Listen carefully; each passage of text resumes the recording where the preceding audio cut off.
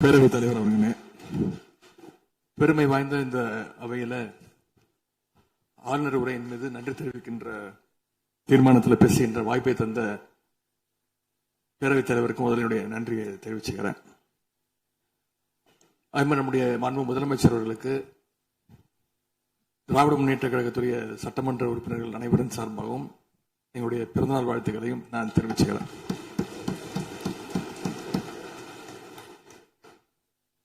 இந்த புதிய ஆட்சி அமைஞ்சு சரியா 40 நாட்கள் கடந்திருக்கு. ஆளுநர் உரையின் போது நானும் எங்களுடைய சட்டமன்ற உறுப்பினர்களும் இந்த 40 நாட்கள்ல இந்த அரசு என்னென்ன பணிகள் செஞ்சிருக்கு, ஏதாவது திட்டங்கள் கொண்டு வந்திருக்காங்களா, ஏதாவது சாதனைகள் செஞ்சிருக்காங்களான்னு ஆவலோடு காத்துக்கிட்டு இருந்தோம். எங்களுக்கு வெறும் ஏமாற்றம் மட்டுமே எஞ்சியது. அப்படி எதுவுமே ஆளுநர் உரையில எங்களுடைய கண்களுக்கு படவில்லை, எங்களுடைய காதுகளுக்கு கேட்கவில்லை. அதே ஒரு நம்பிக்கை வாக்கெடுப்பின் போது நான் பேசும்பொழுது குறிப்பிட்டு பேசினேன். ஆளுநர் வருவாரு, ஆளுநர் உரையின் மீது வந்து பேசும்போது தமிழ்தாய் வாழ்த்துக்கு முதலிடம் கொடுங்க அப்படின்னு சொன்னேன். பேரவையின் அனுமதியுடன் அலுவல் நேரம் நீட்டிக்கப்படுகிறது. அதே போல தமிழ்தாய் வாழ்த்து முதல்ல பாடப்பட்டுச்சு. உடனடியாக தேசிய கீதமும் பாடப்பட்டுச்சு. தமிழ்தாய் வாழ்த்து ஒரு முறையும் தேசிய கீதம் 2 முறையும் பாடப்பட்டுச்சு. மரபு மீறல் நடந்திருக்கு. இதுவரை கடைபிடிக்கப்பட்டு வந்த மரபை மீறி 2 முறை தேசிய கீதம் பாடப்பட்டிருக்கு. இதே கோரிக்கையை இதற்கு முன்பு இருந்த ஆளுநர் எங்களுடைய ஆட்சி காலத்திலையும் வச்சிருந்தார். ஆனா எங்களுடைய தலைவர் அப்பொழுது மிக உறுதியாக இருந்து இந்த அவையுடைய இறையாண்மையை நாங்க பாதுகாத்திருக்கிறோம். பதவியேற்பு தான் ஆளுநர் மாளிகையில நடந்துச்சு. அங்க அவர் கேட்டுக்கொண்டபடி தேசிய கீதம் வந்தே மாதரம் எல்லாம் பாடினாங்க. ஆனா இப்போ ஆளுநர் உரை மக்களால் தேர்ந்தெடுக்கப்பட்ட பிரதிநிதிகள், சட்டமன்ற உறுப்பினர்கள் நாம பணி செய்கின்ற இந்த சட்டமன்றத்துல தான் வாசிக்கப்பட்டிருக்கு. இது நம்மளோட டெரிட்டரி. இந்த நம்மளுடைய டெரிட்டரிய ஏன் ஆளுநர்கிட்ட கொடுக்கிற அளவுக்கு இங்க என்ன காம்ப்ரமைஸ் நடந்துச்சு அப்படின்னு மக்கள் கேட்க ஆரம்பிச்சிருக்காங்க. மாண்பு உறுப்பினர், ஆளுநர் உரையாற்ற வந்தபோது தமிழ்தாய் முதல்ல பாடப்பட வேண்டும் என்கின்ற இந்த அரசின் உறுதியான கொள்கையில் நாங்கள் நின்றோமா, இந்த அவை நின்றதா என்பதை நீங்கள் முதல்ல பார்க்க வேண்டும். நாட்டுப்பண் 2 முறை பாடியதில் என்ன தவறு என்று எனக்கு தெரியவில்லை. நாட்டுப்பண் 2ஆம் முறை பாடியது தவறு என்று நீங்கள் சொல்ல வருகின்றீர்களா? அப்படி தவறு என்றால் அது எந்த அடிப்படை தவறு என்று சொல்ல வருகிறீர்கள்? நமக்கு வேண்டியது நம்முடைய தாய்மொழிக்கு முக்கியத்துவம் தர வேண்டும், உறுதியாக நிற்க வேண்டும். இந்த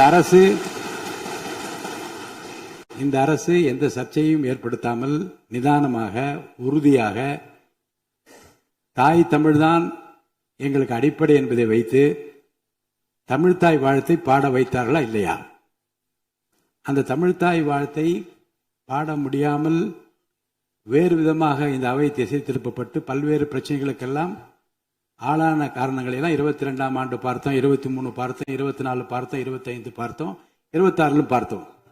இந்த ஆண்டு தமிழ்தாய் வாழ்த்தை முதலில் பாட வைத்து தேசிய கீதத்தை 2 முறை பாடியதில் எந்த தவறும் இருப்பதாக நாங்கள் கருதவில்லை. அப்படி பாடியது தவறு நீங்களும் கருதிடக்கூடாது என்று நான் சொல்ல விரும்புகின்றேன். பேரவைத் தலைவர் அவர்களே, நாங்கள் கேட்டுக்கொண்டதுபடி தமிழ்தாய் வாழ்த்து முதல்ல ஒரு வாட்டி பாடிட்டீங்க. பொதுவா இந்த அவையில் இருக்கக்கூடிய மரபு கடந்த ஆட்சி காலங்களில் தமிழ்தாய் வாழ்த்து ஒரு முறையும் நிகழ்ச்சி முடிஞ்சோடனே தேசிய கீதம் ஒரு முறையும் தான் பாடப்பட்டு நிகழ்ச்சிகள் முடியும். ஆனா இந்த முறை நாங்கள் கேட்பது ஏன் 2 முறை தேசிய கீதம் பாடப்பட்டது அப்படிங்கிறது மட்டும்தான் எங்களுடைய கேள்வி. அப்படின்னா தமிழ்தாய் வாழ்த்தையும் 2 முறை நீங்கள் பாட சொல்லி உங்களுடைய ஆளுநர்கிட்ட நீங்க ஒரு கோரிக்கை வச்சிருந்திருக்கலாம். அது இங்க பேசும்போது உறுப்பினர்கள்லாம் ஆளுநர் அவ்வளவு மகிழ்ச்சியாக இருக்கிறாங்கன்னு சொல்லி ஆளுநரை விட நீங்கெல்லாம் ரொம்ப மகிழ்ச்சியா இருக்கிறீங்க. தமிழ்தாய் வாழ்த்தை ஆளுநர் முன்னாடி நாங்க பாடி காட்டிட்டோம் அப்படின்னு பெருமை பொங்கி இங்க எல்லாம் பேசிக்கிட்டு இருக்கிறீங்க. நீங்க சொல்றத பார்த்தா தமிழ்தாய் வாழ்த்தை விட ஆளுநர் தான் உங்களுக்கு முக்கியம் அப்படிங்கிற எண்ணம் எங்களுக்கு ஏற்படுது, மக்களுக்கும் ஏற்பட்டுக்கிட்டு இருக்கு. பொதுப்பணித்துறை அமைச்சர். மாண்புமிகு பேரவைத் தலைவர்களே, தமிழ்தாய் வாழ்த்து எங்களுடைய முதல்வருக்கு உயிருக்கு எந்த அளவிற்கு முக்கியமோ அதே அந்த அளவுக்கு நாங்கள் முக்கியத்துவத்தை தருவோம். மாண்புமிகு எதிர்க்கட்சி தலைவர் அவர்கள் எதிர்க்கட்சி நாங்களும் பேச விட மாட்டோம். நீங்க ஒத்துழைப்பு கொடுக்கலன்னா நாங்களும் பேச விட மாட்டோம். அமைச்சர், தமிழக அரசுடைய ஸ்டாண்ட நாங்க பேசுறோம். எங்களுக்கும் குரல் கொடுக்க தெரியும். இந்த அவை மாண்பை நாங்களும் பாதுகாக்கிறோம். மாண்புமிகு எதிர்க்கட்சி சொல்லக்கூடிய நோக்கம் தமிழக மக்களுக்கு தவறுதலா சொல்லக்கூடாதுங்கிற பதிவை நாங்கள் செய்கிறோம். எங்களுடைய முதலமைச்சருடைய எண்ணம் என்ன, தமிழக மக்களுடைய எண்ணமோ அதுதான் எங்களுடைய முதலமைச்சருடைய எண்ணம். கடந்த 3-4 வருடங்களாக தமிழ்தாய் வாழ்த்து இங்க பாடப்படல. ஆளுநரை எதிர்த்தீர்கள், வெளிநடப்பு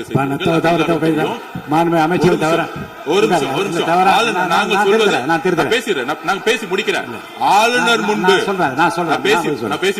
ஆளுநர் முன்பு மாண்புமிகு அமைச்சர்கள் ஒண்ணு தமிழ்தாய் வாழ்த்து பாடப்பட்டது. இல்ல நான் சொன்னது, நான் கருத்து என்னன்னா ஆளுநர் முன்பு பாடப்பட்டது கிடையாது. அதுதான் நான் சொல்ல வரேன். நான் பேசிடுறேன்.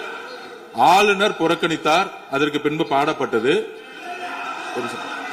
ஒரு நிமிஷம் நான் பதிவு பண்ணி ஒரே நிமிஷம் நான் பதிவு பண்ணிடுறேன். நான் எங்களுடைய பதிவை நாங்க பதிவு பண்ணிடுறோம். அதுல சொன்ன வார்த்தைகள் எங்களுக்கு கஷ்டமா இருந்துச்சு. காம்ப்ரமைஸ்ங்கிற வார்த்தை எங்களுக்கு கடினமா இருந்துச்சு. நாங்க திருப்பியும் நாங்க பதிவு பண்ணிக்கிறோம். எந்த விதமான காம்ப்ரமைஸும் கிடையாது.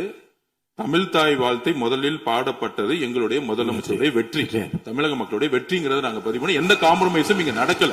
அதை நாங்க பதிவு பண்றோம். உறுப்பினர் பேரவைத் தலைவர்களே, நாங்க மீண்டும் அதான் கேட்கிறோம். தமிழ்தாய் வாழ்த்து ஒரு முறை பாடிட்டீங்க, அதுக்கு வாழ்த்துக்கள். ஏன் தேசிய கீதம் 2 முறை பாடப்பட்டுச்சு? அப்ப ஆளுநர்கிட்ட நீங்க கோரிக்கை வச்சிருக்காங்கல்ல, நீங்க தேசிய கீதம் 2 முறை பாட பண்ணணும்னா நாங்க தமிழ்தாய் வாழ்த்து 2 முறை இல்ல 3 முறை நாங்க போடுவோம்னு சொல்லி அதை நீங்க செஞ்சு காட்டிருக்கணும். அதுதான் நான் கேட்கிறேன். உங்களுக்கு இப்ப ஆளுநர் முக்கியமா, தமிழ்தாய் வாழ்த்து முக்கியமா அப்படிங்கறத நான் இந்த அரசுகிட்ட நான் கேட்க விரும்புறேன். ஆட்டுக்கு தாடியும் நாட்டுக்கு ஆளுநரும் தேவையில்லைன்னு சொன்னவர் பேரறிஞர் அண்ணா அவர்கள். அவரை உங்க கொள்கை தலைவர் லிஸ்ட்ல அட்டாச்சும் பண்ணிருக்கிறீங்க. ஆனா இன்னைக்கு ஆளுநரை தலையில வச்சு கொண்டாடிட்டு இருக்கீங்க. நான் கேட்க விரும்புவது, நீங்க எல்லாம் சேர்ந்து மாண்புமிகு எதிர்க்கட்சி தலைவர்களுக்கு ஒன்று சொல்றேன். ஆளுநருக்குரிய மரியாதை மட்டும்தான் தரப்பட்டது. யாரையும் தலையில வைத்து கொண்டாட வேண்டிய அவசியம் இந்த அரசுக்கு இல்லை. இந்த அவையை பொறுத்த வரைக்கும்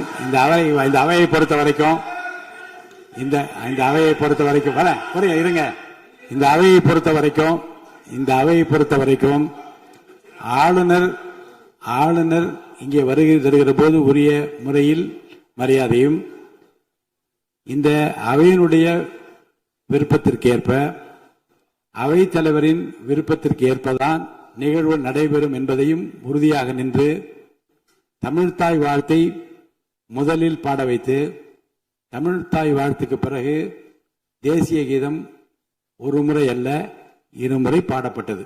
அதில் எந்த விதமான தவறும் கிடையாது. அதில் உள்நோக்கு கற்பிப்பது தவறு என்று நான் கூறுகின்றேன்.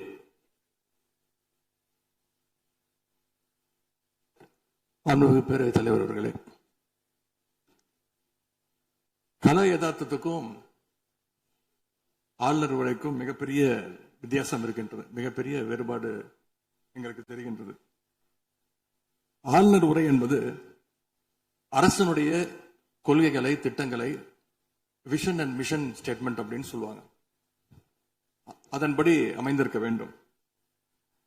ஆனா இந்த அரசனுடைய ஆளுநர் உரையில இருக்கக்கூடிய அனைத்து கண்டென்ட்டுமே ஆளுங்கட்சியினர் சோசியல் மீடியால ரீல்ஸ் போடுறதுக்கு உதவுமே தவிர ரியல் பிரச்சனைகளுக்கு கை கொடுப்பதாக, உதவுவதாக, எந்த சொல்யூஷனும் தருவதாக எங்களுக்கு தெரியவில்லை.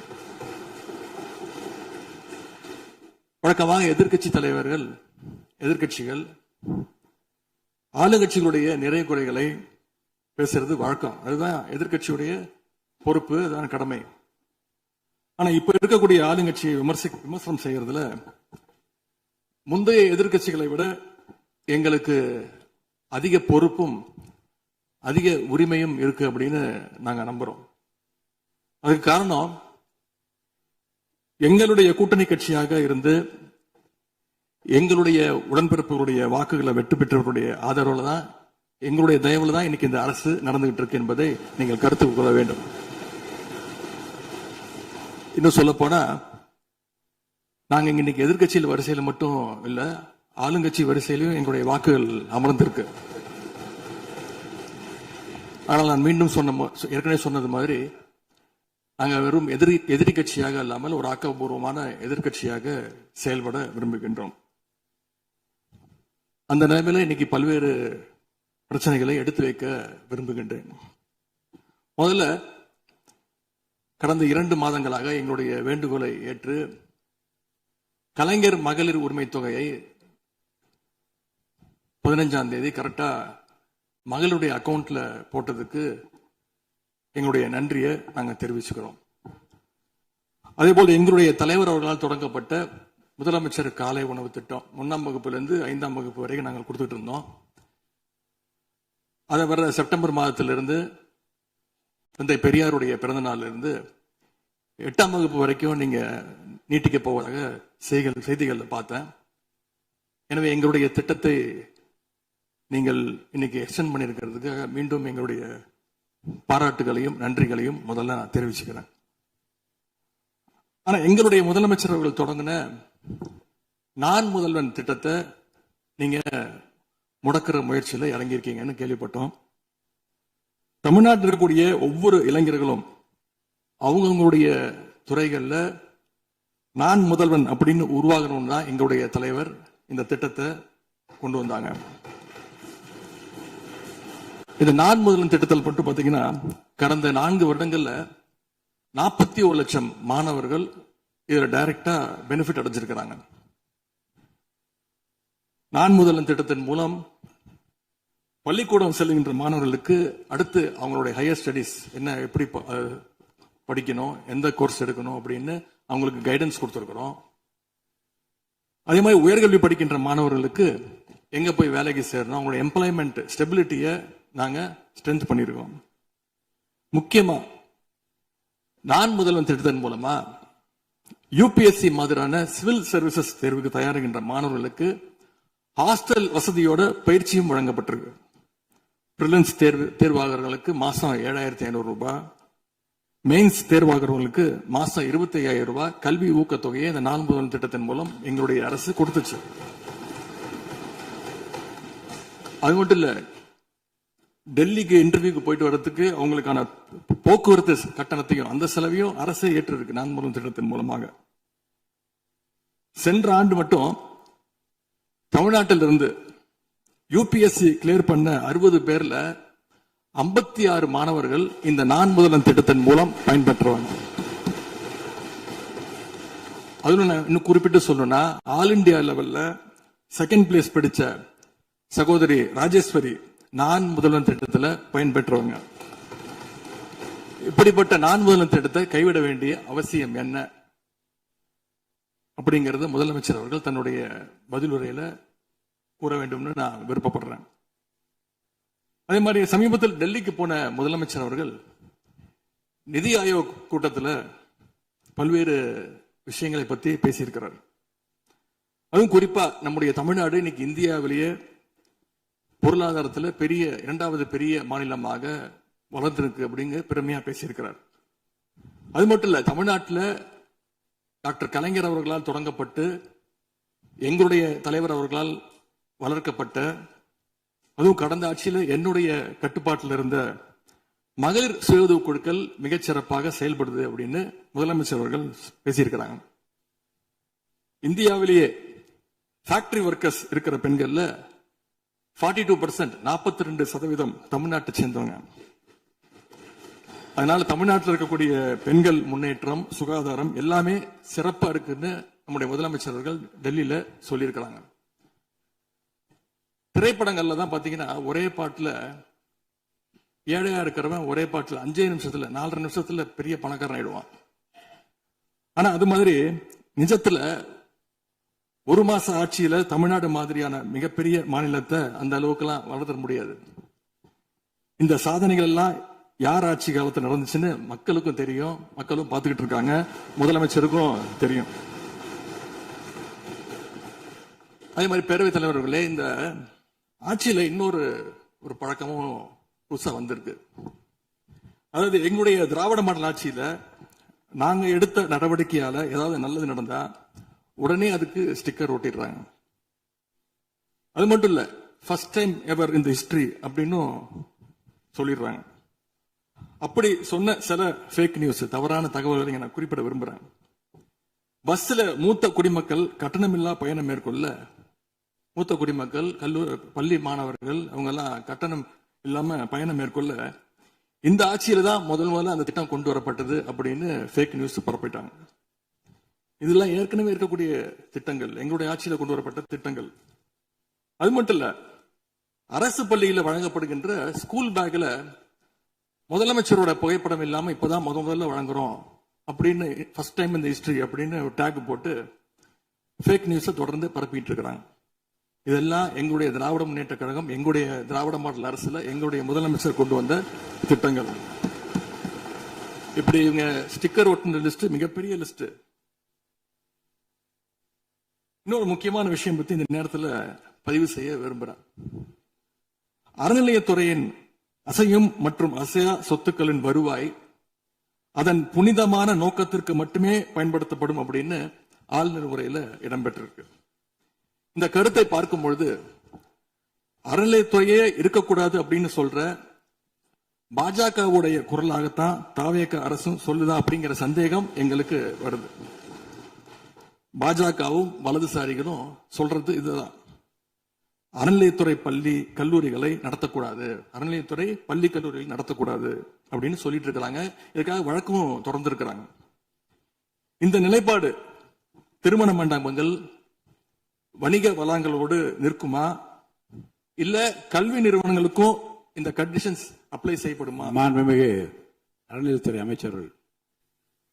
மாபெரும் தலைவர்கள் வழிநடத்திய மாண்பும் மாபெரும் வரலாற்று சிறப்பு கொண்ட இந்த சட்டமன்ற பேரவையின் 17வது சட்டமன்ற பேரவைக்கு நம்மையும் நம்ம தமிழக வெற்றி கழகத்தை சார்ந்த சட்டமன்ற உறுப்பினர்களையும் தேர்ந்தெடுத்து அனுப்பின நிரந்தரமாக என் நெஞ்சில் குடியிருக்கும் தாயன்புமிக்க தமிழக மக்கள் அனைவருக்கும் என்னுடைய மனப்பூர்வமான நன்றிகள். 17வது சட்டமன்ற கூட்டத்தொடரின் முதல் ஆளுநர் உரையின் மீதான நன்றி தெரிவிக்கும் தீர்மானத்திற்கு பதிலுரை வழங்க வாய்ப்பளித்த மாண்புமிகு பேரவைத் தலைவருக்கு நம் வணக்கத்தை தெரிவித்துக் கொள்கிறோம்.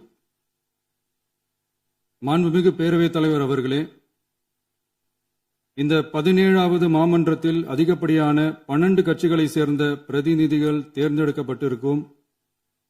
நாம கொள்கை ரீதியாகவும் நிலைப்பாடு ரீதியாகவும் வேறுபட்டு இருந்தாலும் மக்கள் பணி செய்வதுதான் நம்ம எல்லாருக்கும் பிரைமரியா இருக்கிற ஒரே எய்ம். அந்த வகையில தான் நம்ம எல்லாருமே நம்ம மக்களால் அங்கீகரிக்கப்பட்டு சட்டமன்றத்திற்கு வந்திருக்கிறோம். அதனால நாம கருத்தால் வேறுபட்டாலும் மக்கள் சேவை என்ற நோக்கத்துல நம்ம மாநிலம் சார்ந்த விஷயங்கள்ல நம்ம எல்லாரும் ஒன்றிணைந்து பயணிச்சா நம்ம தமிழ்நாடு என்னைக்கும் எதிலையும் முதன்மை மாநிலமாக திகழும். ஆளுநர் உரைக்கு நன்றி தெரிவிக்கும் தீர்மானத்தில் பேசின மாண்புமிகு உறுப்பினர்களுக்கு நன்றி. எதிர்த்து பேசினாதான் எதிர்கட்சின்னு ப்ரூவ் பண்ண முடியும்னு நினைச்சுக்கிட்டு பேசின எதிர்கட்சியை சேர்ந்த எதிர்கட்சி தலைவர் உள்ளிட்ட மாண்புமிகு உறுப்பினர்களுக்கும் வணக்கமும் நன்றியும். பதிலுரை வழங்குற அதே நேரத்தில் நம்மளை சட்டமன்ற உறுப்பினராக தேர்ந்தெடுத்த பெரம்பூர் தொகுதி மக்களுக்கு நம்மளோட நெஞ்சார்ந்த நன்றிகள். அதே மாதிரி ராஜினாமா பண்ணிட்டாலும் நம்மளை தேர்ந்தெடுத்த திருச்சி கிழக்கு மக்களுக்கும் இந்த மன்றத்தில் நம்மளோட நன்றியை பதிவு செய்கிறோம். அப்புறம் நம்மளோட அரசியல் பயணத்தை பத்தியும் கொஞ்சம் பதிவு செய்ய விரும்புகிறோம்.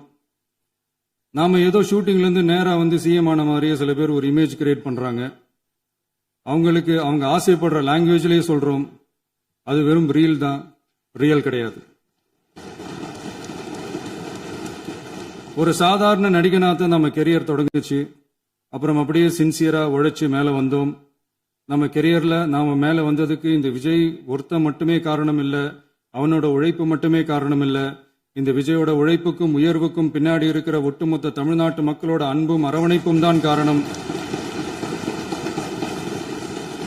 ஒவ்வொரு வீட்டில் இருக்க ஒவ்வொருத்தரும் நம்மள அவங்க வீட்டில் ஒருத்தனா ஏத்துக்கிட்டது தான் நமக்கு கடவுளும் மக்களும் தந்த மிகப்பெரிய வரம். அதுக்காகவே கடவுளுக்கு சமமான நம்மளோட சொந்தங்களான தமிழக மக்கள் அனைவருக்கும் மீண்டும் மீண்டும் நன்றி. இப்படி நம்மள தாயன்போடு அள்ளி அரவணைச்ச தமிழ்நாட்டு மக்களுக்கு நாம எப்படியெல்லாம் துணையாக இருந்தோம், எப்படியெல்லாம் மக்களோட மக்களா இருந்தோம்னு சொல்றேன். 1990ஸ்லயே ரசிகர் மன்றமா இருந்தப்பவே மக்களுக்கு துணையா நிக்க ஆரம்பிச்சோம். அதுக்கப்புறம் நற்படி மன்றமாவும், அதுக்கப்புறம் விஜய் மக்கள் இயக்கமாவும் மாறி மக்களோட மக்களா நின்றுகிட்டு இருந்தோம். 2008 ஈழத் தமிழருக்கு ஆதரவா உண்ணாவிரதம் போராட்டம் செஞ்சோம். போர் முடிவுக்கு வரணும், நம்ம தொப்புள் கூடிய உறவுகளான ஈழத் தமிழர்களுக்கு பாதுகாப்பான நிம்மதியான ஒரு வாழ்வு கிடைக்கணும்னு அன்னைக்கே கோரிக்கை வச்சோம். 2009 ஆரம்பிச்ச விஜய் மக்கள் இயக்கம் வழியா நம்மளோட மக்கள் நல பணிகளை எக்ஸ்டெண்ட் அண்ட் எக்ஸ்பேண்ட் பண்ணிக்கிட்டே வந்தோம். கல்விக்கு துணையா இருந்தோம், சோசியல் சர்வீஸ் செஞ்சோம், வெள்ள நிவாரணத்துல துணையா இருந்தோம், கொரோனா காலத்துல மக்களுக்கு தோள் கொடுத்தோம். விலையில்லா விருந்தகம், குருதியகம், முட்டைப்பால் ரொட்டி திட்டம், விழியகம், பயிலகம், நூலகம், இப்படி பல வழியில மக்களுக்கு துணையா இருந்தோம். அப்புறம் நம்மளோட திரைப்படங்கள்ல நம்மளால முடிஞ்ச வரைக்கும் ஊழல் எதிர்ப்ப சொன்னோம், சமூக நீதியை சொன்னோம், கல்வியை பத்தி சொன்னோம், அரசியலை பத்தி சொன்னோம். அரசியலை பத்தி பேசுனதுனால நம்ம படங்கள் சந்திச்ச இதுவரைக்கும் சந்திக்கிற பிரச்சனையை பத்தி எல்லாருக்குமே தெரிஞ்சதுதான். இது மட்டும் இல்லாம 2011 நாகப்பட்டினத்துல மீனவர் பிரச்சனைகளுக்கு ஆதரவா ஒரு பெரிய பொதுக்கூட்டம் நடத்தினோம். மீனவர்கள் மீதான தாக்குதலை கண்டிச்சு பேசி அதுல நம்மளோட எதிர்ப்பை பதிவு செஞ்சோம். 2017 ஜல்லிக்கட்டு போராட்டத்தில் தமிழர் பண்பாட்டு உரிமைக்கான நம்மளோட ஆதரவை தெரிவிச்சோம். 2018 ஸ்டெர்லைட் போராட்டம், துப்பாக்கி சூட்ல பாதிக்கப்பட்ட நம்ம சொந்தங்களை நேர்ல சந்திச்சு ஆறுதல் சொன்னோம். 2021 உள்ளாட்சி தேர்தலில் விஜய் மக்கள் இயக்க வேட்பாளர்கள் போட்டியிட்டு ஜெயிச்சாங்க. கல்வி விருது விழா நடத்தி சிறந்த மதிப்பெண் பெற்ற மாணவ மாணவிகளுக்கு ஊக்கத்தொகையும் பரிசும் கொடுத்தோம்.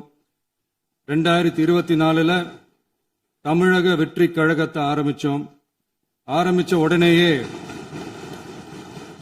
CAA-வை எதிர்த்து அறிக்கை விட்டோம். அரசியல் கட்சி ஆரம்பிச்சு விழுப்புரம் மாவட்டத்தில் விக்கிரவாண்டியில நம்மளோட முதல் மாநில மாநாட்டிய வெற்றி கொள்கை திருவிழாவை நடத்தினோம்.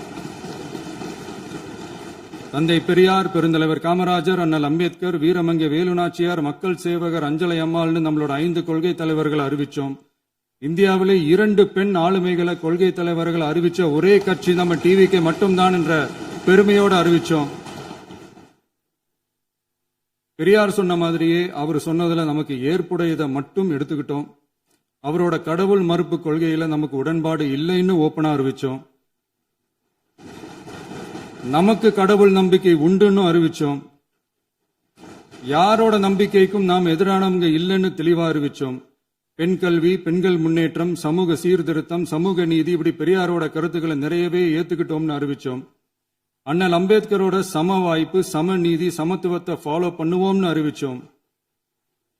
பெருந்தலைவர் காமராஜரோட மதச்சார்பின்மையை ஏத்துக்கிட்டதோட அவரோட நேர்மையான நிர்வாகத்தையே ஒரு கொள்கையா ஏத்துக்கிட்டோம்னு அறிவிச்சோம். வீரமங்கை வேலு நாச்சியாரோட மண் மீட்பையும் சமூக நல்லிணக்கத்தையும் பின்பற்றுவோம்னு அறிவிச்சோம்.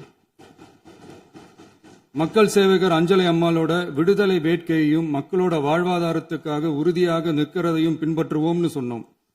எல்லாருக்கும் எல்லாமும் கிடைக்கணும், எம் மதமும் நம் மதம்னு சொல்லி மதச்சார்பற்ற சமூக நீதி தான் நம்ம கொள்கைன்னு அறிவிச்சோம். நம்ம கொள்கை எதிரி யாரு, அரசியல் எதிரி யாருன்னு ஓப்பனா அறிவிச்சோம். எல்லாத்துக்கும் மேல பிறப்புக்கும் எல்லா உயிர்க்கும்ன்றத நம்மளோட அடிப்படை அரசியல் கோட்பாட்டா அறிவிச்சுட்டு தான் அரசியலுக்கே வந்தோம்.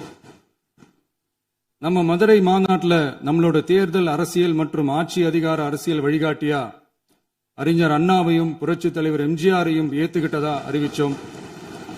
அப்புறம் இன்னனையும் நாம இங்க பதிவு செஞ்சே ஆகணும். எல்லாரும் கட்சி ஆரம்பிச்சுட்டு தான் ஒவ்வொரு வீட்டுக்குள்ளேயும் போவாங்க. ஆனா நாம ஒவ்வொரு வீட்டுக்குள்ளேயும் போனதுக்கு அப்புறம் தான் கட்சியவே ஆரம்பிச்சிருக்கிறோம். ஒவ்வொரு வீட்டுல ஒவ்வொருத்தரும் நம்மள அவங்க பிள்ளையா, மகனா, அண்ணனா, தம்பியா ஏத்துக்கிட்டதும் இயல்பா நடந்துச்சு. தமிழ்நாட்டு மக்களோட மனசுக்குள்ள போறதுக்கு நாம பட்ட பாடு நமக்கு மட்டும்தான் தெரியும். இதெல்லாம் புரிஞ்சாலும் புரியாத மாதிரி இருக்கிறவங்க தான் நம்மள நடிகன் என்று சொல்லியும், நம்ம கட்சிய நடிகன் கட்சின்னு சொல்லியும் சில நக்கல், நையாண்டி இதெல்லாம் பேசுவாங்க. அதை பத்தி நமக்கு கவலை இல்லைன்னு. இப்படி நம்ம அரசியல் பயணம் ரொம்ப டிரான்ஸ்பரண்டா தான் ஆரம்பிச்சிருக்கு. இந்த 2026 தேர்தலில் கூட்டணியே இல்லாமல் தனியா நின்னோம். மக்கள் நம்மள தெளிவா புரிஞ்சுகிட்டதாலையும் நம்ம டிவிகே தோழர்களோட உழைப்பாலையும் நாம 35% வாக்குகளை வாங்கினோம். 1,72,00,000 வாக்குகளோட தமிழ்நாட்டிலேயே தனி பெரும் கட்சியா வந்தோம். தமிழக மக்களாலையும் நம்மளோட ஆதரவு இயக்கங்களாலையும் இதோ இன்னைக்கு இங்க நம்ம டிவிகே ஆளும் கட்சியா உட்கார்ந்திருக்கிறோம். இந்த ஆளும் கட்சியா ஆனதும் அவ்வளவு சாதாரணமாலாம் நடந்துடல. 2.25 வருஷத்துல ஆட்சிக்கு வந்துட்டீங்கன்னு ரொம்ப கிண்டலா கேலியா சிலர் பேசுறாங்க. எங்களோட இந்த 2.25 வருஷ டிராவல்ல எவ்வளவு வலியும் வேதனையும் இருக்குது. நம்மளோட மக்கள் சந்திப்புக்கே அவ்வளவு இடையூறு, அவ்வளவு தடைகள், ஊர் உலகத்துல யாருக்கும் இல்லாத ஒன்னா நமக்கு மட்டுமே தனியா ஸ்பெஷலா எக்ஸ்க்ளூசிவா நிறைய நிபந்தனைகள், நெருக்கடிகள், கட்டுப்பாடுகள், நம்மளை சந்திக்க வர்ற மக்களுக்கு சரியான பாதுகாப்பு இல்லாம, நம்ம கூட்ட நிகழ்ச்சிக்கு போதுமான பாதுகாப்பு இல்லாமன்னு இன்னும் வெளியே சொல்ல முடியாத நிறைய சூழ்ச்சிகள் எல்லாத்தையும் தாண்டி தான் நாம இந்த இடத்துக்கு வந்திருக்கிறோம். But still miles to go. நம்ம டிராவல்ல எல்லாத்துக்கும் உச்சமா நம்மளோட சொந்தங்கள், நம்மளோட உறவுகள். 41 பேர் கரூர் சம்பவத்தில் இழந்த வேதனை எல்லாம் எப்படி சொல்றதுனே தெரியல. நம்ம மனசு விட்டு என்னைக்கும் அந்த வலியும் வேதனையும் நீங்கவே நீங்காது. அதுலயும் நம்ம மேலேயே பழி போட்ட கொடுமையெல்லாம் இருக்கும் பாருங்க, அதெல்லாம் வேற லெவலுங்க. என்னத்துக்கு அப்படியெல்லாம் செஞ்சாங்கன்னு தெரியல. அரசியல்னா இப்படியெல்லாம் கொடூரமா இருக்கணுமா என்ன? சரி விடுங்க. இந்த விஜய் இவனோட மக்களுக்காக எதையும் தாங்க தயாராகிட்டான். இவ்வளவு பெயின்ஃபுல்லான நம்ம பொலிட்டிக்கல் டிராவல்ல நம்மளோட மிகப்பெரிய ஆறுதலும் பலமும் என்ன தெரியுமா? என் நெஞ்சில் குடியிருக்கும் என்னோட தமிழ்நாட்டு மக்களும், என் உயிருக்கு உயிரான என்னோட தோழர்களும் தான். அவங்களோட பலத்தால தான். அன்னைக்கு 1967ல முன்னாள் முதல்வர் மாண்புமிகு அறிஞர் அண்ணா அவர்கள் தலைமையில் அமைஞ்ச சாமானியர்களோட ஆட்சி மாதிரி, 1977ல முன்னாள் முதல்வர் மாண்புமிகு புரட்சி தலைவர் எம்ஜிஆர் அவர்கள் தலைமையில் அமைஞ்ச மிக சாமானியர்களோட ஆட்சி மாதிரி, இதோ இன்னைக்கு அதே வரிசையில 2026 சட்டமன்ற தேர்தலில் இந்த விஜயோட தோழர்கள் இடம்பெற்ற ஒரு மிக மிக சாமானியர்களின் ஆட்சி அமைஞ்சிருக்கு. வாகை சூடும் வரலாறு திரும்பி இருக்கிறது. இப்படி ஒரு தீர்ப்பை மக்கள் அளிச்சதுனாலதான் தமிழக வரலாற்றில் ஒரு மகத்தான கூட்டணி ஆட்சியை நாம் அமைச்சிருக்கிறோம். இளைஞர்களால என்ன செய்ய முடியும், பெண்களால என்ன செய்ய முடியும்னு கேட்டவங்களுக்கான பதில் தான் இன்னைக்கு அமைஞ்சிருக்கிற நம்ம ஆட்சி. ஒரே ஒரு குடும்பம் மட்டும் முக்கியம்னு சொல்றது நம்மளோட ஆட்சி அதிகார அரசியல் இல்ல. தமிழ்நாட்டில் இருக்கிற ஒவ்வொரு குடும்பமும் முக்கியம்னு சொல்றது தான் நம்ம அரசியல். நம்மளோட ஆட்சி அதிகாரம் அதான் நம்மளோட மனசாட்சி உள்ள மக்கள் ஆட்சி. இந்த 2026 தேர்தலில் யாராலும் உடைக்கவே முடியாதுன்னு சொன்ன மதத்தை உடைச்சோம், சாதியை உடைச்சோம், முக்கியமா காசு கொடுத்து ஓட்டு வாங்குற ஒரு நச்சு கலாச்சாரத்தையே சுக்கு நூறா தூள் தூளா உடைச்சிருந்தோம். நாம கிளீன் கவர்னன்ஸ் அண்ட் குட் கவர்னன்ஸ்ல உறுதியா இருக்கிறோம். இப்ப மட்டும் இல்ல, எப்பவுமே இப்படிதான் இருப்போம். இதுல 100% இது உண்மைன்றதுனாலதான் பாரம்பரியமான தினத்தந்தி பத்திரிகை ஊழலின் ஊற்றுக்கண் அடைக்கப்படுகிறதுன்னு 16/6/2026 அன்னைக்கு ஒரு தலையங்கமே எழுதியிருக்கு. ஒரு தவறு செய்தால், அது தெரிந்து செய்தால் அவன் தேவன் என்றாலும் விடமாட்டேன் என்று எம்ஜிஆர் அன்று பாடினார். அதை இன்று விஜய் செயலில் காட்டுகிறார்னு அந்த எடிட்டோரியல்ல எழுதியிருக்கு. இந்த நேரத்தில் தினத்தந்திக்கு நம்மளோட நன்றியை தெரிவிச்சுக்கிறோம். அரசியலுக்கு வந்து 2 வருஷம் தான் ஆகுது. உங்களுக்கு என்ன தெரியும், உங்களால என்ன முடியும்னு கேலியா கேட்டவங்களுக்கு தினத்தந்தியோட பதிலை இப்போதைக்கு போதும்னு நினைக்கிறேன். என்னென்னமோ செய்வான்னு சொல்றானே இந்த விஜய், பல வருஷமா இருக்கிற ஒரு பதவி வெறி பிடிச்ச அரசியலை உடைச்சி எப்படி செய்வான்னு நம்ம மக்களை யோசிச்சிருப்பாங்க. இதோ இப்போ நம்ம மக்களுக்கு புரிஞ்சிருக்கும். இப்பவும் சொல்றோம், இது வெறும் ஆரம்பம் தாங்க. இந்த மாபெரும் சபையிலிருந்து கேட்கிற மக்களே, நமக்கு கொஞ்சம் அவகாசம் கொடுங்க. இதுக்கு முன்னாடி, அதாவது 2017 கடைசியில இருந்து 2026 ஏப்ரல் வரைக்கும் இருந்த புண்ணியவான்கள் ஆட்சியில ஒவ்வொரு டிபார்ட்மெண்ட்லயும் போட்ட ஏராளமான ஓட்டைகளை அடைச்சிக்கிட்டே படிப்படியா மக்களுக்கு நல்லதையும் செஞ்சுக்கிட்டே வருவோம். அதனாலதான் நமக்கு எதிரா யார் யாரோ சேரவே மாட்டாங்கன்னு நினைச்சவங்க எல்லாம் ஒன்னா சேர்றாங்க. நம்ம ஆட்சிக்கு டேட்டு குறிக்கிறாங்க.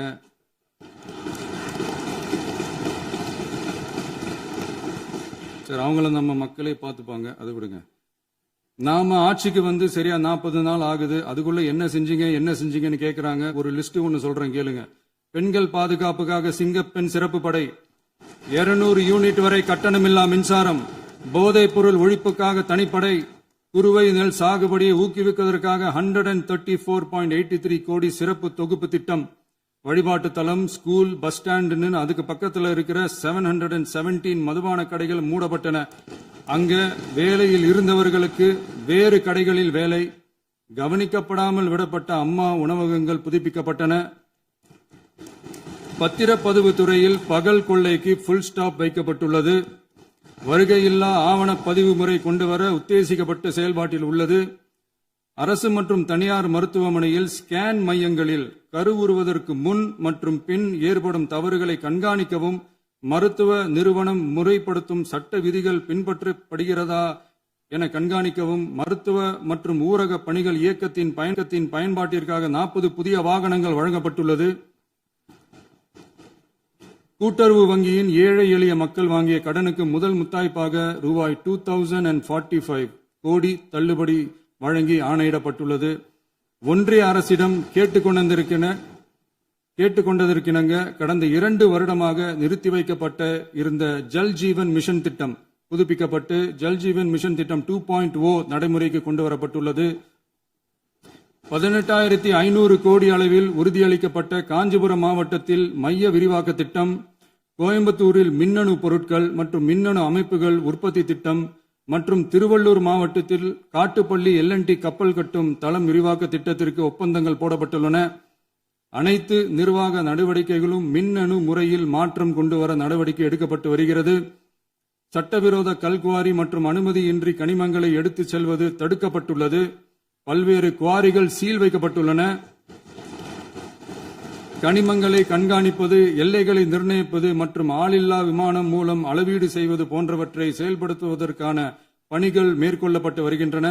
அனைத்து துறைகளிலும் அலுவலர் தலையீடு இல்லாமல் லஞ்ச லாவண்யமற்ற தமிழகத்தை உருவாக்க அனைத்து நடவடிக்கைகளும் முடுக்கிவிடப்பட்டுள்ளது.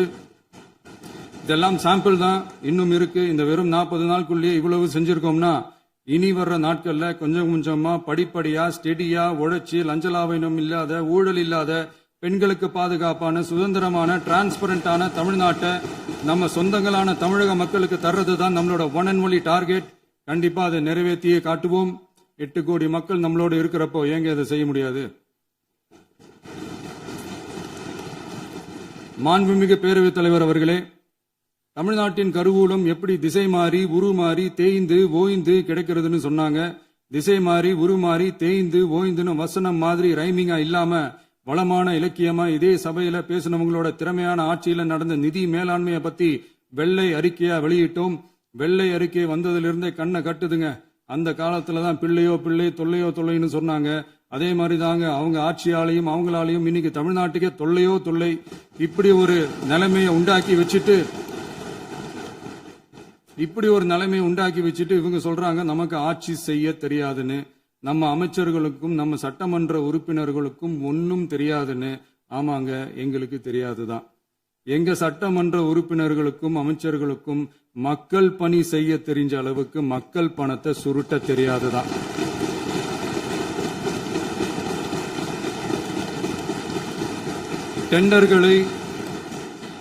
டெண்டர்களை முறைப்படுத்த தெரிஞ்ச அளவுக்கு அதோட ரேட்டை உயர்த்தி ஊழல் செய்ய தெரியாதுதான்.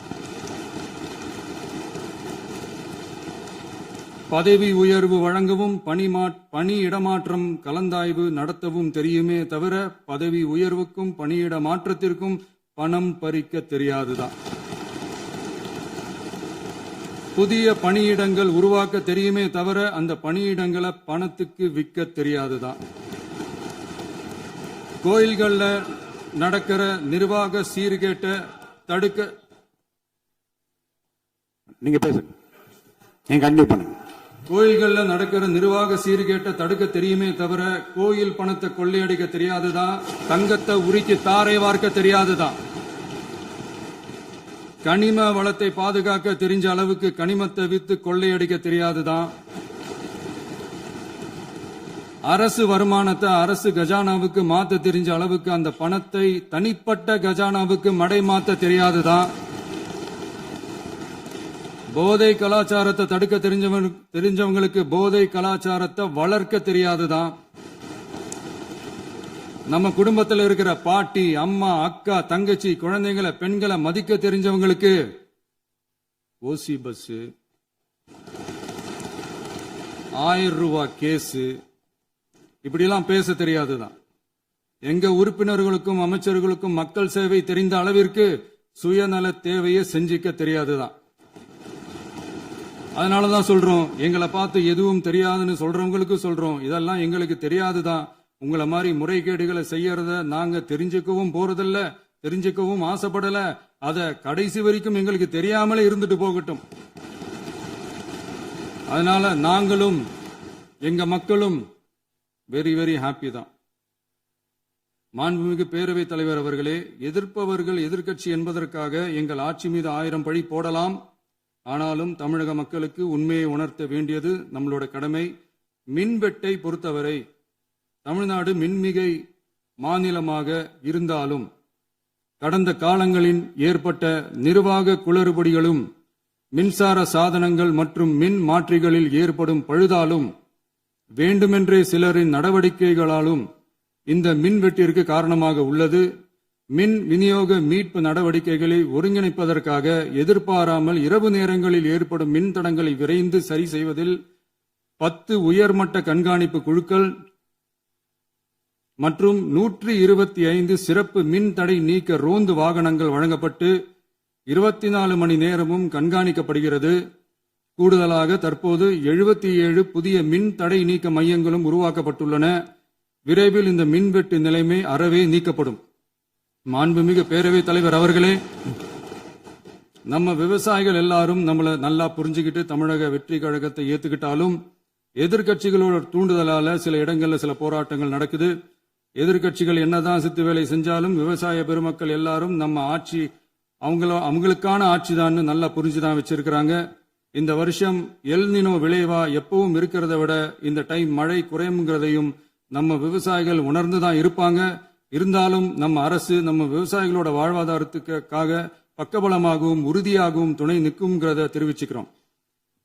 நம்ம தமிழகத்தில் ஏற்கனவே நடந்த அதி அற்புதமான சூப்பரான நிர்வாக திறன் கொண்ட 50 வருஷ அரசியல் அனுபவம் கொண்ட 2.0, 3.0, 4.0 பல 0.0 மாடல் ஆட்சி நடத்த கனவு கண்டவங்களோட அட்டகாசமான ஆட்சிக்காரங்க பல்வேறு விதமான நிதி நெருக்கடியை நம்ம மக்களுக்கும் நமக்கும் பரிசா கொடுத்துட்டு போய் இருந்தாலும் கூட்டுறவு வங்கிகளின் மூலம் 75,000 வரை பயிர்கடன் பெற்று குறு சிறு இதர பெரு விவசாயிகளுக்கு 100% முழுமையான பயிர்கடன் தள்ளுபடியும் 75,000க்கு மேல் கடன் பெற்றவர்களுக்கு குறைந்தபட்சமாக 35,000 பண பயன் கிடைக்கும் அளவிற்கு மொத்தம் 14,43,504 விவசாயிகளுக்கு ரூபாய் 5,932.23 கோடி பயிர்கடன் தள்ளுபடி வழங்கப்பட்டுள்ளது.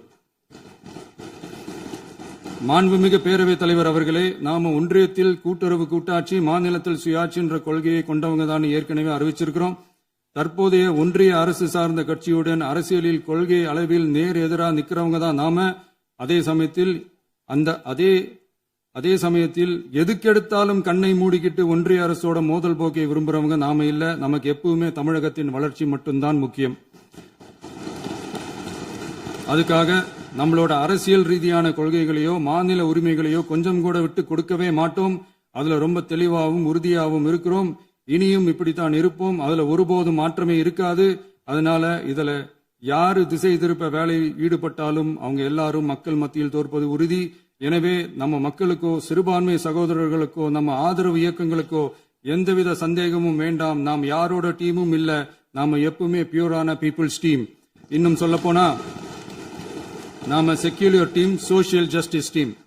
மாண்புமிகு பேரவைத் தலைவர் அவர்களே, அரசு விழாக்கள், கல்வி நிறுவனங்கள் மற்றும் பல அதிகாரப்பூர்வ நிகழ்ச்சிகளோட தொடக்கத்துல நம்ம தமிழ்தாய் வாழ்த்த பாடுறதுதான் வழக்கமா இருக்கு. தமிழ்தாய் வாழ்த்த பொறுத்த வரைக்கும் நம் அரசு இதுல நம்மளோட உறுதியான நிலைப்பாட்டை ஒன்றிய அரசுக்கு மிக தெளிவா தெரிவிச்சிருக்கு. அது இல்லாம இதில் மாநில அரசின் கொள்கைக்கு ஏற்ப ஒன்றிய அரசின் அறிவிக்கையில் திருத்தம் மேற்கொள்ள கோரிக்கையும் விடுக்கப்பட்டுள்ளது. நீட் தேர்வை பொறுத்தவரை கிராமப்புற மற்றும் பொருளாதார ரீதியாக பின்தங்கிய மாணவர்களுக்கு சமமான வாய்ப்பை வழங்குவதில்லை. மருத்துவ கல்வியில் சமூக நீதி மற்றும் சம வாய்ப்பை நீட் பாதிக்கிறது என்பதை உணர்கிறோம். எனவே மருத்துவ படிப்புகளுக்கான சேர்க்கையை 12ஆம் வகுப்பு மதிப்பெண்களின் அடிப்படையில் நடத்த வேண்டும் என்று நமது அரசு வலியுறுத்தி வருகிறது. மத்திய அரசிடம் நீட்டிலிருந்து தமிழ்நாட்டிற்கு விலக்கு வழங்க வேண்டும் என்று கோரிக்கை விடுத்துள்ளது. மாண்புமிகு பேரவைத் தலைவர் அவர்களே, பேரறிஞர் அண்ணா அவர்கள் தலைமையிலான அரசு 1968இல் இருமொழி கொள்கையை நடைமுறைப்படுத்தியது. தமிழ் ஆட்சி மொழி, தமிழ் மொழியை பாதுகாப்பது, மாணவர்களுக்கு ஆங்கிலத்தின் மூலம் உலக அளவிலான வாய்ப்புகளை வழங்குவது, எந்த ஒரு மொழியையும் கட்டாயமாக திணிப்பதை தவிர்ப்பது மற்றும் எதிர்ப்பது, நிலத்தின் மொழி மற்றும் பண்பாட்டு அடையாளத்தை பேணுவது என்பதை நம் தமிழக வெற்றிக் கழக ஆட்சி ஏற்றுக்கொண்டுள்ளது. எனவே தமிழ்நாட்டில் தமிழ் ஆட்சி மொழி மற்றும் இருமொழி கொள்கை என்பதில் நமக்கு மாற்று கருத்தே இல்லை. மாண்புமிகு பேரவைத் தலைவர் அவர்களே, கடந்த 11/6/2026 அன்று நடந்த நிதி ஆயோக் கூட்டத்தில் தமிழ்நாடு அரசின் சார்பாக கலந்து கொண்டு வறுமையற்ற தமிழ்நாடு இயக்கம் உருவாக்க தேவையான நிதியையும், தமிழ்நாட்டுக்கு 2 எய்ம்ஸ் மருத்துவமனைகளை தருமாறும், மருத்துவம் மற்றும் பல் மருத்துவ படிப்பிற்கு 12ஆம் வகுப்பு மதிப்பெண் அடிப்படையில் இடங்களை நிரப்புதல் குறித்தும், செயற்கை நுண்ணறிவு தொடக்க நிறுவன வளர்ப்பு மையங்கள் தமிழ்நாட்டில் அமைக்கவும், இளைஞர் திறன் மற்றும் வேலைவாய்ப்பு இயக்கம் செயல்படுத்த வேண்டியும், பெண்கள் தலைமையிலான வளர்ச்சி குறித்தும், மீனவ சமுதாயங்களின் வாழ்வாதாரம் மற்றும் மீன்பிடி படகுகள் மற்றும் மீனவர்களை விடுவித்தல் குறித்து நிரந்தர நடவடிக்கை எடுக்க வேண்டியும், காலநிலை தாங்கும் தன்மை பெருந்திட்டம் 2045இல் கீழ் விண்வெளி உற்பத்தி மையத்தை தேசிய விண்வெளி உற்பத்தி மையமாக அறிவிக்க கோரியும், தமிழ்நாட்டில் சாலை போக்குவரத்து, நெடுஞ்சாலை மற்றும் ரயில்வே அமைச்சகத்தின் மேம்பாட்டு குறித்தும், அனைத்து கிராமங்களையும் டிஜிட்டல் இணைப்பு வசதி ஏற்படுத்துதல் குறித்தும், கூட்டு குடிநீர் திட்டம் தொடரவும்,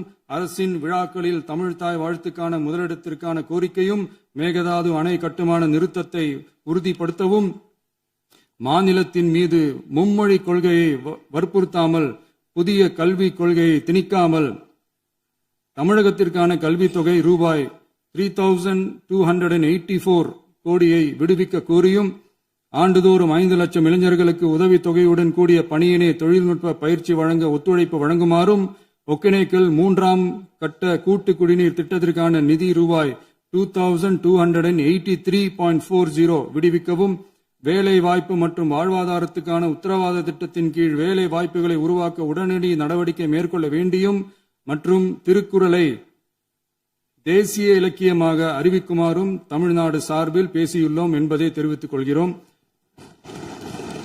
மாண்புமிகு பேரவைத் தலைவர் அவர்களே, அண்டை மாநிலங்களுடனான நட்புறவு ஒரு மாநிலத்தின் வளர்ச்சிக்கும் நாட்டின் ஒற்றுமைக்கும் மிகவும் அவசியமானது. தமிழ்நாடு தனது அண்டை மாநிலங்களுடன் நதி நீர் பங்கீடு, பொருளாதாரம், கல்வி, கலாச்சாரம் மற்றும் போக்குவரத்து துறைகளில் நல்லுறவை பேணி வருகிறது. பரஸ்பர மரியாதை, ஒத்துழைப்பு மற்றும் கூட்டாட்சி தத்துவத்தின் அடிப்படையில் அண்டை மாநிலங்களுடனான நட்புறவை வலுப்படுத்தவும் நமது ஆட்சியில் காக்கப்படுகிறது. மாண்புமிகு பேரவைத் தலைவர் அவர்களே, சட்டம் ஒழுங்கை பத்தி பேச்சு வந்தது. சட்டம் ஒழுங்கு சரியா இருக்கணும் அப்படின்றதுல எங்களுக்கு மாற்று கருத்தே கிடையாது. கண்டிப்பா லா அண்ட் ஆர்டர் கரெக்டா இருக்கணும், கரெக்டா இருக்கும், இருக்க வைப்போம். அதே மாதிரி பெண்கள் பாதிக்கப்படுறதையும் இங்க யாராலையும் சகிச்சுக்கவே முடியாது. அதுக்கான கடுமையான நடவடிக்கைகள் நம்ம அரசு எடுத்துக்கிட்டு இருக்கிறோம். இந்த சிங்கப்பெண் சிறப்பு அதிரடிப்படை கூட அதுக்கான ஒரு ஃபர்ஸ்ட் ஸ்டெப் தான். அதே மாதிரி இந்த போதைப் பொருள் நடமாட்டம், அதை கண்ட்ரோல் பண்றதுக்கும் நம்ம அரசு கடுமையான நடவடிக்கைகள் எடுத்துக்கிட்டு இருக்கிறோம். அதையும் கண்டினியூ பண்ணி எடுப்போம்.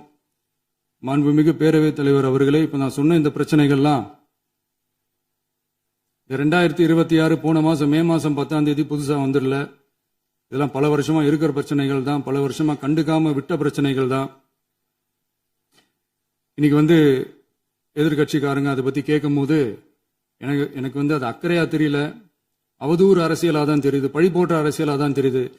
இப்படி அவதூறு பழி போடுறவங்களை பார்த்து ஒன்னே ஒண்ணுதான் கேட்கணும்னு தோணுது. கடந்த 9-10 மாசமா நம்ம ஸ்டேட்ல சட்டம் ஒழுங்கு டிஜிபியே இல்ல. சட்டம் ஒழுங்கு டிஜிபியை போடுங்கன்னு சொல்லி எல்லாம் ஓஞ்சு போயிட்டோம். போன ஆட்சியில நடந்ததுக்கெல்லாம் இப்பதான் விடையே கண்டுபிடிக்கிறோம் நம்ம ஆட்சியில்.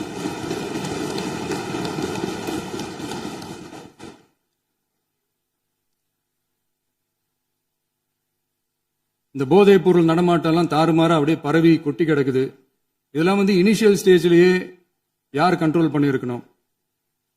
போலீஸ் டிபார்ட்மெண்ட் அப்ப யார் கையில இருந்தது? இத்தனை கேள்வி நம்மளை பார்த்து கேட்கறாங்களே, ஒரே ஒரு கேள்வி தான் நான் கேட்கணும்னு தோணுது.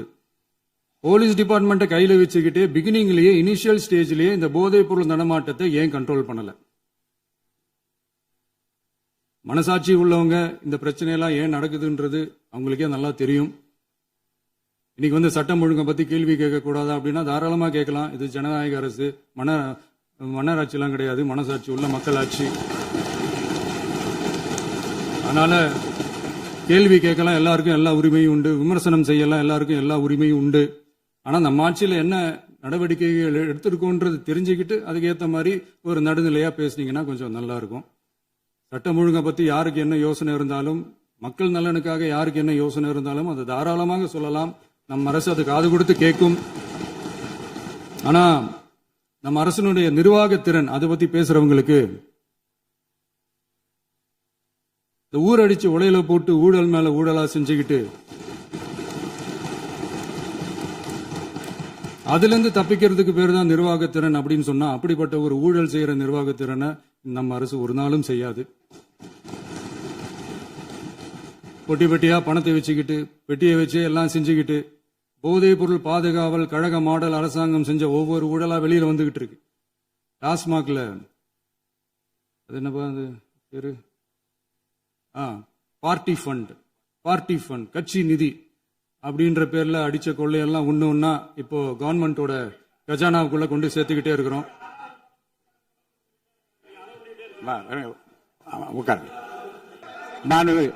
மாண்புமிகு எதிர்கட்சி தலைவர் பேரவைத் தலைவர்களே, நீங்க உட்காருங்க. நேற்று நான் பேசும்போது சில அமைச்சர்கள் குறுக்கிட்டு பேசினாங்க, அதற்கு நீங்க அனுமதி கொடுத்தீங்க.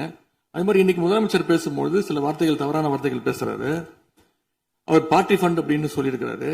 அவர் அமைச்சர் அந்த பார்ட்டி ஃபண்ட் எந்த பார்ட்டின்னு கூட சொல்ல, தைரியம் இருந்தா சொல்லுங்க, நாங்க அதெல்லாம் ஃபேஸ் பண்ண தயாரா இருக்கோம். எதையும் ஆதாரத்தோடு எதையும் பேசுங்க. இங்க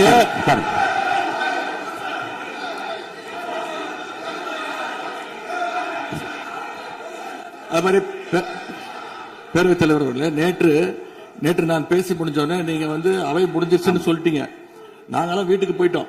வீட்டுக்கு போய் டிவி போட்டு பார்த்தா அங்க இன்னொரு அமைச்சர் இன்னும் பதில் சொல்லிட்டே இருந்திருக்கிறாரு. அதற்கெல்லாம் நாங்க இப்ப என்ன பதில் இது, என்ன மரபு இது? நீங்க இப்ப பேசிக்கிட்டே இருப்பீங்களா? நாங்க பாத்துக்கிட்டே இருக்கணுமா?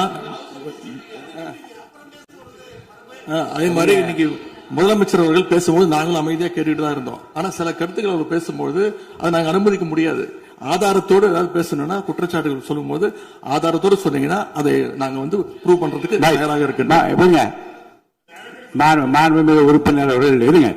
நேற்று மாண்புமிகு எதிர்கட்சி தலைவர்கள் பேசியதும், மாண்புமிகு பொதுப்பணித்தலைவர்கள் பேசியதும் ஆதாரம் இல்லாமல் பேசக்கூடாது என்று நான் சொன்னேன். ஆய்வு செய்து நீக்கப்பட வேண்டியது நீக்கும் என்று சொன்னேன். இப்போது மாண்புமிகு முதல்வர் அவர்கள் பேசி முடிக்கட்டும். நீங்கள் கூறிய கருத்துப்படி அதில் ஆதாரங்கள் இல்லாத குறிப்பாக இருந்தால் அதை நீக்குவதற்குரிய உரிமை எனக்கு இருக்கிறது. ஆய்வு செய்து நான் நடவடிக்கை எடுப்பேன். இப்போது மாண்புமிகு முதலமைச்சர் அவர்கள் பேசலாம். இந்த டாஸ்மாக் மாதிரியே பல டிபார்ட்மெண்ட்லயும், மறுபடியும் சொல்றேன், கட்சி நிதின்ற பேர்ல அடிச்ச கொள்ளைய ஒன்னா கவர்மெண்டோட கஜானாக்குள்ளேயே கொண்டு சேர்த்துக்கிட்டே இருக்கிறாங்க. இப்பவும் சொல்றேன், மக்கள் பணத்துல இருந்து ஒரு பைசா கூட தொடமாட்டோம், தொடவும் விடமாட்டோம், தொட்டா விடமாட்டோம், இதுக்கு முன்னாடி தொட்டவங்களையும் விடமாட்டோம்.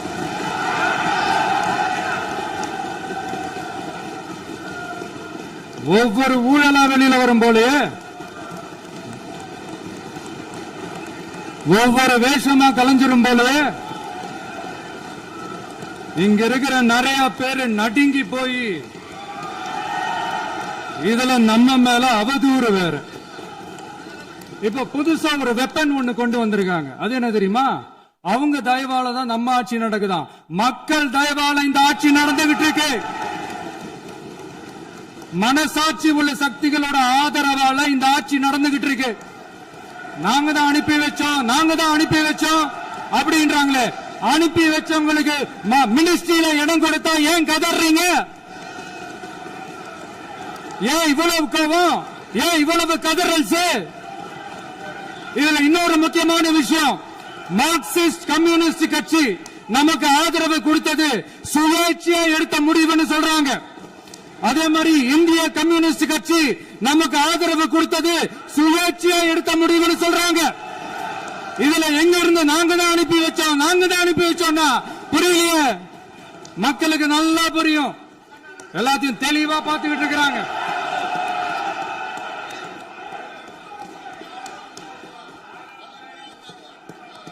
முதலமைச்சர் கண்டினியூ பண்ணலாம். மாண்பு முதலமைச்சர்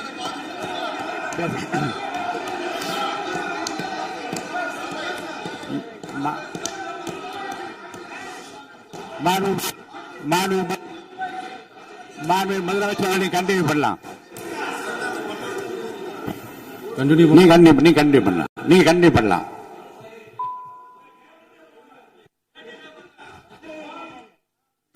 இந்த சமூக நீதி அரசுன்னு சொல்றவங்களை பார்த்து கேட்கிறேன், நம்ம பட்டியலின சகோதரர்களுக்கு எத்தனை அமைச்சர் பதவி கொடுத்தீங்கன்னு கொஞ்சம் சொல்ல முடியுமா?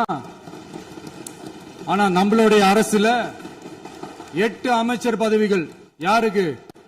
நம்ம பட்டியலின சகோதரர்களுக்கு. எல்லாம் நம்ம அண்ணன், நம்ம தம்பி, நம்ம தங்கச்சிங்க. அண்ணல் அம்பேத்கர் அவர்களுடைய கிட்டத்தட்ட 100 ஆண்டு கால கனவு இப்ப நிறைவேறி இருக்கு. நான் ஏன் கொஞ்சம் சவுண்டா பேசுறேன் அப்படின்னா அவங்களுக்கு கேட்கணும்ன்றதுக்காக தப்பா எடுத்துக்காது. அதே மாதிரி பெண்களோட பாதுகாவலர் நாங்க தான் அப்படின்னு சொல்லிக்கிறவங்களை கேட்கிறேன், எத்தனை பெண்களுக்கு அமைச்சர் பதவியில இடம் கொடுத்தீங்க கொஞ்சம் சொல்ல முடியுமா? எங்க அரசுல 4 சகோதரிகளுக்கு அமைச்சர் பதவி கொடுத்திருக்கிறோம்.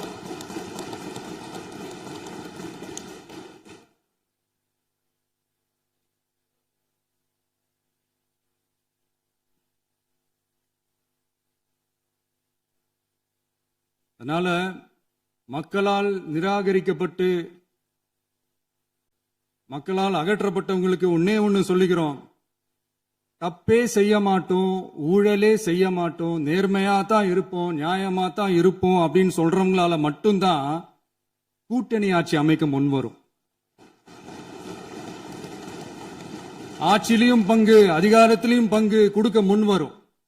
ஊழல்லையே ஊறி போனவங்களால இந்த கூட்டணி ஆட்சியோ ஆட்சியிலையும் பங்கோ அதிகாரத்திலையும் பங்கு கொடுக்க முன்வராது.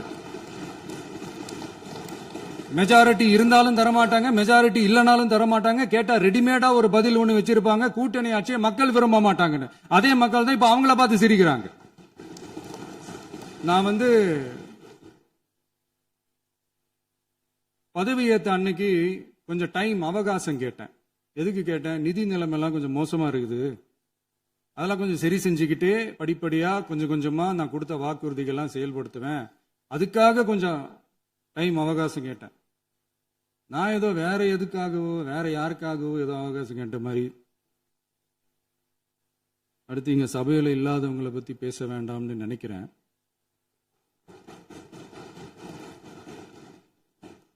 இங்க நம்மளை பத்தி அவதூறு பரப்புறதோட மட்டும் இல்லாம இப்ப நம்ம மக்கள் மேலேயும் அவதூறு பரப்ப ஆரம்பிச்சுட்டாங்க. மக்கள் நமக்கு ஓட்டு போட்டது தப்பான், குடும்பமா நமக்கு ஆதரிச்சது தப்பான். இது இப்ப இல்ல, நான் சொல்றது எம்ஜிஆர் அவர்கள் காலத்திலிருந்தே. அப்பவே அவர் ஜெயிச்சப்போ அதே மக்களை தப்பா பேசுறது. மக்கள் என்ன பண்ணிட்டாங்க, எம்ஜிஆர் என்ன பண்ணிட்டாரு, எம்ஜிஆர் என்ன இது பண்ணிட்டாரு. 50 வருஷமா ஒரே டெக்னிக்கா.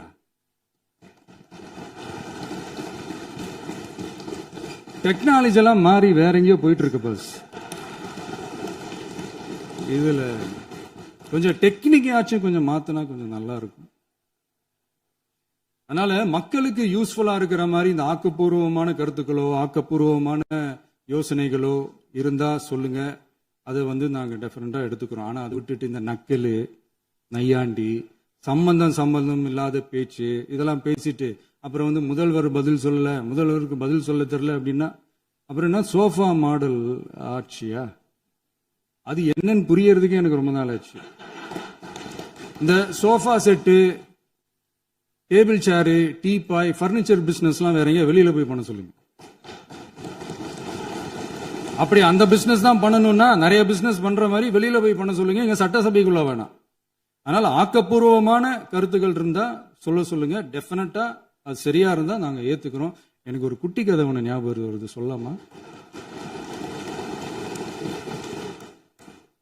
ஒரு ஊர்ல ஒரு பெரியவர் வெயில் ரொம்ப ஜாஸ்தியா இருக்குன்னு சொல்லிட்டு கண்ணுக்கு மேல கை வச்சுக்கிட்டு இப்படி சுத்தி முத்தி தேடிக்கிட்டு இருந்தாராம். அப்ப கூட இருந்த ஒரு சின்ன பையன் என்ன தேடுறீங்க அப்படின்னு கேட்டானா. அதுக்கு அந்த பெரியவர் சொன்னாரா, அது ஒண்ணு இல்ல தம்பி, உங்க அப்பா இங்கதான் இருப்பாருன்னு சொன்னாங்க, அதான் தேடிக்கிட்டு இருக்கேன். எங்க உங்க அப்பாவையா காணோம்?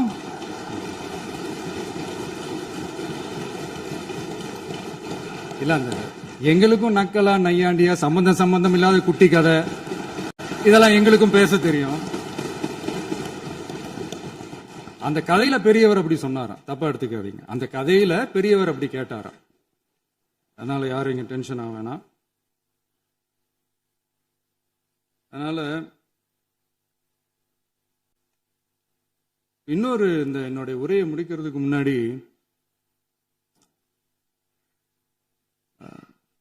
போயிட்டாங்க, பேசலாமா? நிறைய உங்க கருத்துக்களை நீங்க முழுமையாக மன நிறைவோடு பேசலாம். டிவியில பார்க்கலாம். சரி, அதான் 5 நிமிஷம் பேசுனதுக்கே கொளத்தூரி இந்த ஆட்டம் ஆயிடுச்சு. பேசுனா அப்புறம் என்ன பண்றது? கடைசியா நான் இந்த உரையை முடிக்கிறதுக்கு முன்னாடி ஒரு முக்கியமான ஒரு விஷயம் பத்தி சொல்லணும். ஆளுநர் உரை அன்னைக்கு இந்த தமிழ் தாய் வாழ்த்துக்கு அப்புறம் தேசிய கீதம் பாடினது தப்பு, தேசிய கீதம் 2 முறை பாடினது தப்பு, அப்படி ஒரு நிகழ்வு இதுக்கு முன்னாடி இந்த சட்டசபையில நடந்ததே கிடையாது, அந்த மரபே மாத்திட்டீங்க, இப்படி ஒரு பெரிய ஒரு போர் மாதிரி எதிர்கட்சியை சார்ந்தவங்க எல்லாம் சொன்னாங்க இல்லையா? அந்த மாநில உரிமை போராளிகளை, அந்த மரபு காக்கிற உரிமை போராளிகளை ஒரே ஒரு கேள்விதான் கேட்கணும். 2021 ஆகஸ்ட் 2 ஞாபகம் இருக்கா? Centenary celebration of Tamil Nadu legislature. அந்த ஃபங்க்ஷன்ல நம்ம முன்னாள் முதலமைச்சர் கருணாநிதி அவர்களோட கலைஞர் அவர்களுடைய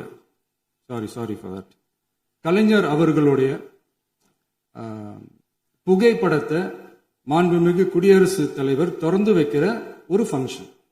அந்த ஃபங்க்ஷன்ல national anthem followed by Tamil Thai Vazhthu அப்படின்னு அறிவிச்சது ஞாபகம் இருக்கா?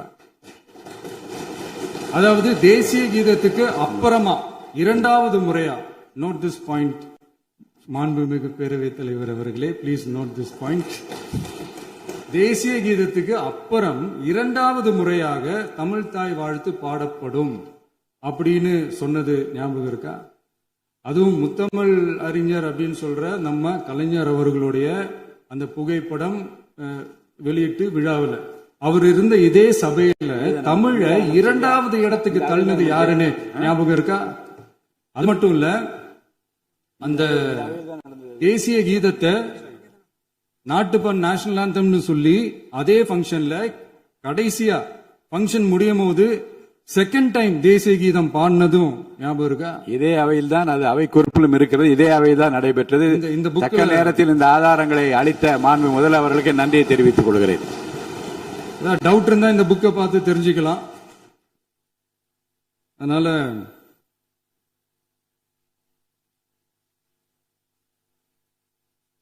இதெல்லாம் கேட்டா என்ன சொல்லுவாங்கன்னா, அது ஜனாதிபதி கலந்துகிட்ட பங்கன், அதெல்லாம் அப்படிதான், அதெல்லாம் கண்டுக்க கூடாது அப்படின்னு சொல்லுவாங்க. இதே மாதிரி தான் பேசுறது ஒன்று, செய்யறது ஒன்று, செய்யறது ஒன்று, பேசுறது ஒன்று. இதெல்லாம் மக்கள் பார்த்துக்கிட்டு இருக்காங்க. எலெக்ஷனுக்கு முன்னாடி தான் அப்படி செஞ்சுக்கிட்டு இருந்தாங்க. இப்போ எலெக்ஷனுக்கு அப்புறம் அதே தான் செய்கிறாங்க. இந்த விஜயையும் சாமானியர்களின் உண்மையான சமூக நீதி அரசையும் அவமானப்படுத்துறதுக்கு தான் அவங்களோட அந்த பொலிட்டிக்கல் சீனியாரிட்டி அது பயன்படுத்துது போல. சரி, செய்யட்டும் செய்யட்டும், நல்லா செய்யட்டும். இப்போ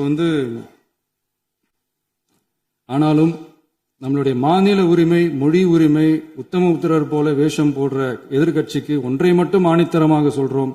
உங்களை மாதிரி தமிழ்னு சொல்லிக்கிட்டு, மொழி, பண்பாடு, கலாச்சாரம்னு சொல்லிக்கிட்டு ரெட்டை வேஷம் போடுறவங்க நாங்க கிடையாது.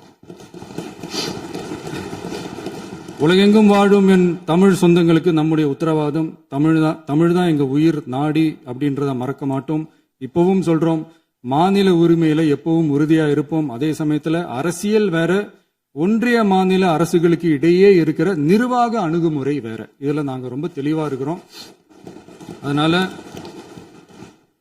எங்களுக்கு பாடம் எடுக்கிறதா நினைச்சுக்கிட்டு உங்க வேஷத்தை நீங்களே கொஞ்சம் கொஞ்சமா கலைச்சிக்கிட்டே வர்றீங்க, மறந்துடாதீங்க. அப்புறம் நேத்து எதிர்கட்சி தலைவர், மாண்புமிகு எதிர்கட்சி தலைவர் பேசும்போது நிறைய பேசினாங்க. அதுல ஒண்ணு மட்டும் அரசு சொல்றதா நினைச்சுக்கிட்டு நம்மளை இன்டைரக்டா ஈவில் அப்படின்ற அந்த வார்த்தையை யூஸ் பண்ணாங்க. எனக்கு ஒண்ணுதான் சொல்லணும்னு தோணுது. ஈவில்ஸ்னு டெவில்ஸ் பேசக்கூடாது.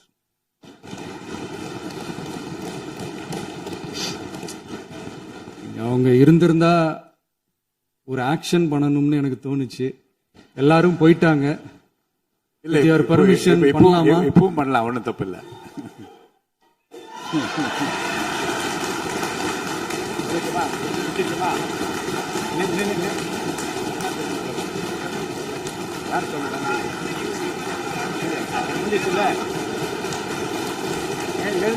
சொல்லட்டுமா?